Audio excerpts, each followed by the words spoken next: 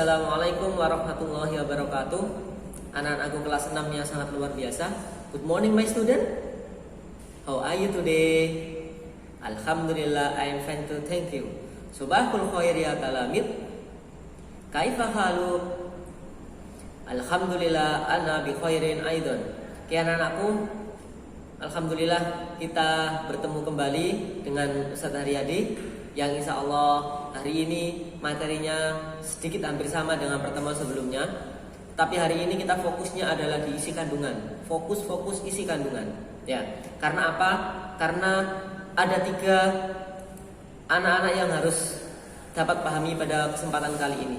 Yang pertama adalah anak-anak harus bisa memaknai dan tahu apa isi kandungan di surat-surat tersebut. Dan yang kedua adalah anak juga bisa memahami tentang bacaan mim sukun yang ada di surat Al-Infitor, At-Takwir dan Abasa.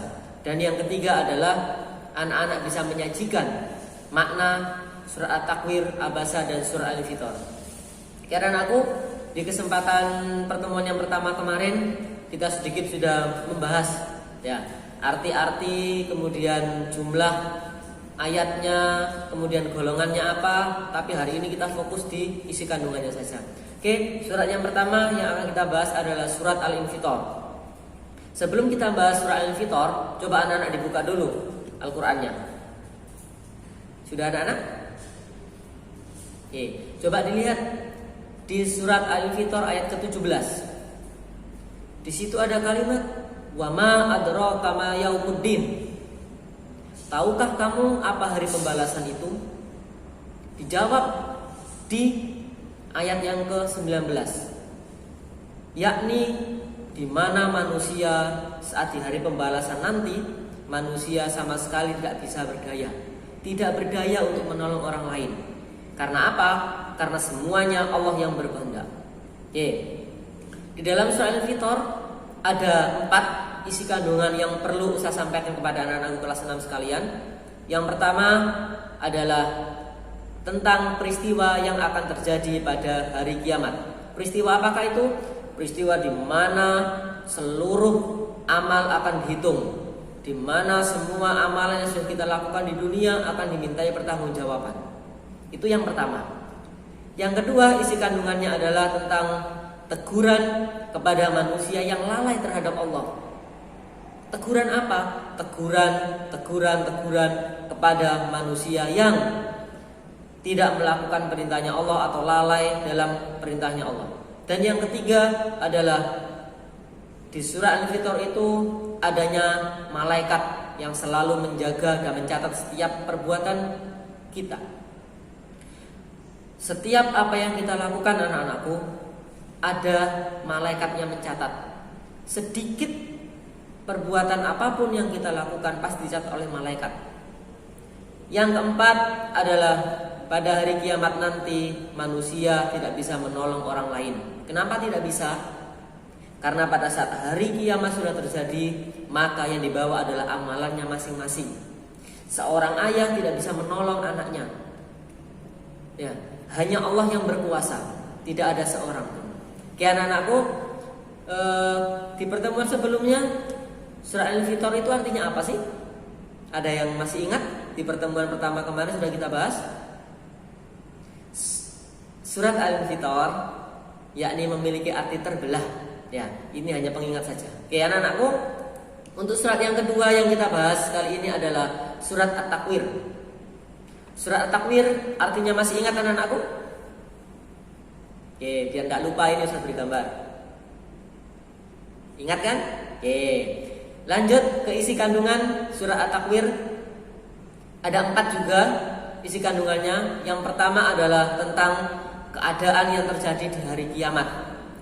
Kenapa kok hari kiamat lagi? Iya, surat Al-Infitor, At-Takwir sama dengan hari kiamat. Tetapi di surat At-Takwir ini lebih banyak terjadi tentang keadaan-keadaan di hari kiamat itu. Salah satunya adalah tentang kegoncangan yang terjadi pada saat hari kiamat. Saat hari kiamat terjadi, maka putuslah semua amalan perbuatan manusia. Manusia tidak bisa menolong dirinya sendiri dan manusia tidak bisa menolong orang lain. Yang bisa menolong adalah amalannya masing-masing.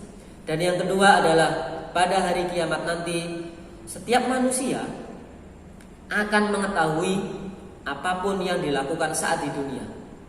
Walaupun manusia itu melakukannya di daerah yang sepi, kondisi yang sepi, besok di akhirat nanti akan dimunculkan sama Allah semuanya apa yang dilakukan selama di dunia ini. Yang ketiga adalah tentang penegasan atas Nabi Muhammad SAW bahwa Nabi Muhammad adalah Nabi akhir zaman. Yang keempat adalah Al-Quran adalah sebagai petunjuk manusia yang untuk menuju hidup yang lebih lurus, yang lebih baik daripada zaman-zaman sebelumnya. Surat yang ketiga yang kita bahas isi kandungannya adalah surat Abasa. Coba dilihat lagi surat Abasa ayat 18. Ini ada hal yang menarik di surat Abasa ini. Ada satu ayat yang menjelaskan tentang min ayyi shay'in khalaqah. Dari apakah manusia atau kita diciptakan? Dijawab di ayat selanjutnya, min nutfatin khalaqahu faqaddar. Dari setetes mani atau cairan yang cairan yang kurang bagus ya. Tetapi Allah menciptakannya lalu menentukannya. Bayangkan Allah memproses kita mulai dari awal sampai akhir ya. Kemudian kita dilahirkan oleh orang tua kita. Oke, anak-anakku lanjut di isi kandungannya surat Abasa.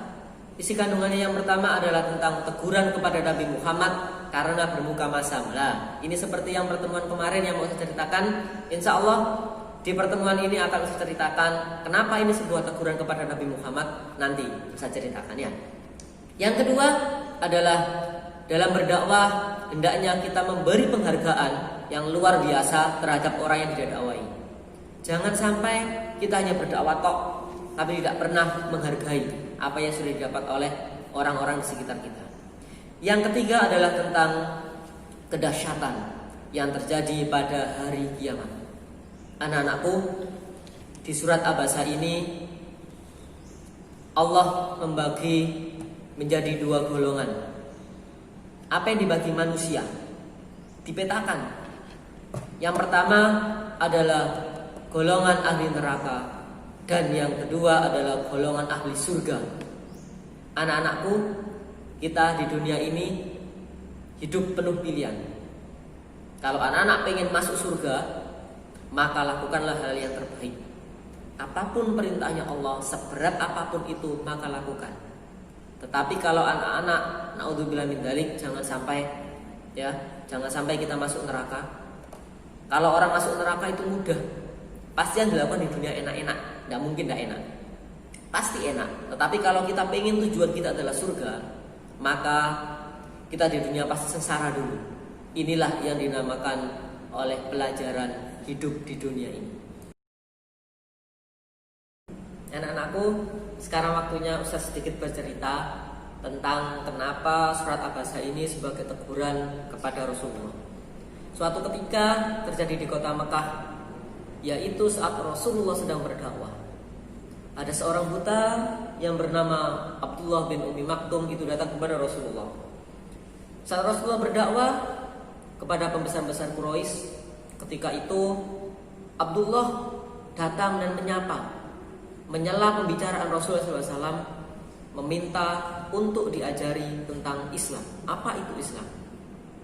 Rasulullah merasa kurang senang dan terganggu terhadap perbuatan yang dilakukan oleh Abdullah bin Umi Maktum tersebut. Dan seolah-olah mengganggu Rasulullah dalam melancarkan dakwanya. Sehingga beliau memperlihatkan muka masam dan berpaling dari Abdullah bin Umi Maktum. Turunlah surat Abasa ini, anak-anakku, sebagai teguran kepada Rasulullah SAW supaya menjaga perasaan orang-orang fakir miskin dan bersikap ramah kepada mereka. Inilah sedikit cerita yang menjadikan kenapa isi kandungan salah satunya adalah bahwa surat Abasa ini sebagai apa? Sebagai teguran kepada Rasulullah SAW. Bayangkan Rasulullah SAW yang dijaga oleh Allah saja ditegur sama Allah, apalagi kita manusia biasa. Sekian anakku, di materi selanjutnya yang harus kita bahas hari ini adalah tentang hukum mim mati atau mim sukun. Ya, hukum mim mati ini sebenarnya anak-anak sudah pernah di kelas-kelas sebelumnya sudah pernah. Ustaz di sini hanya mereview saja.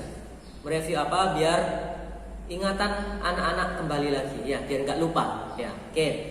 Mim mati adalah huruf mim yang tidak memiliki tanda baris atau harokat. Mim mati terjadi apabila bertemu dengan salah satu huruf hijaiyah. Hukum mim sukun terbagi menjadi 3. Yang pertama adalah idhar safawi, yang kedua adalah ikhfa safawi, dan yang ketiga adalah idgham mimi atau idgham mutamatsilain. Kian anakku, yang pertama ikhfa safawi. Ikhfa safawi ini apabila ada mim sukun bertemu dengan ba, maka dimaksud hukumnya adalah ikhfa safawi. Sebagai contoh, mim sukun bertemu dengan ba, ya, disebut sebagai ikhfa safawi. Yang kedua, idgham mutamatsilain atau idgham mimi. Apabila ada mim sukun bertemu dengan mim, maka disebut idgham mimi. Sebagai contoh, mim sukun bertemu dengan mim, dinamakan idgham mimi. Yang ketiga anak-anakku kelas 6, idhar safawi. Idhar safawi ini hurufnya ada banyak. Cirinya adalah gini saja. Apabila ada mim sukun bertemu selain mim dan ba, maka disebut idhar safawi. Apa tadi? Mim sukun bertemu selain mim dan ba, maka hukumnya adalah idhar safawi. Sebagai contoh anak-anakku, mim sukun tidak bertemu mim atau ba, ya, disebut idhar safawi. Di pertemuan kali ini itu yang kita bahas.